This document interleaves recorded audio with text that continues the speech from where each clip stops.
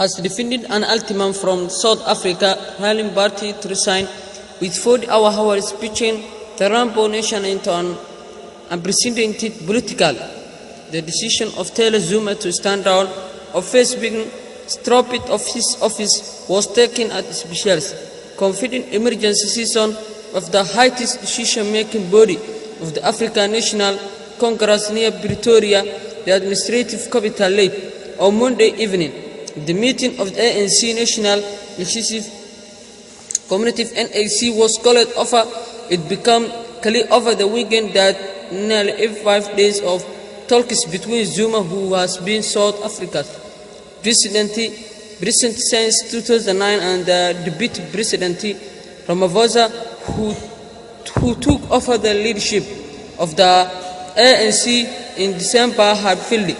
After near 10 hours of heated debate, Ramaphosa and All Zuma left the meeting shortly before midnight to drive to the president's official residence to deliver an ultimate stand-down of face recall or technical term for the process, forking an ANC office to leave the post.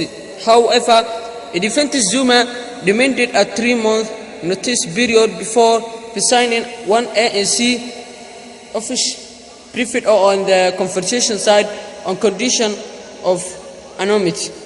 The ANC might now have to move a non-confidence motion in Parliament against its own former leader.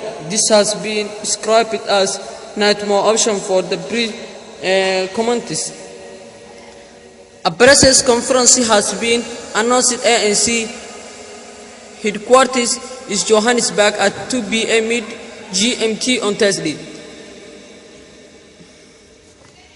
Zuma, Tamales 9 years in power, have been marred by economic decline and multiple charges of corruption that undermined that image and ligament of the party that led South African freedom from British 1994.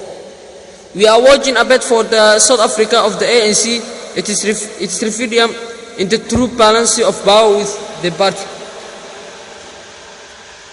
The ambiguous secretive internal ANC debates and negation have profit much Tarak Ama.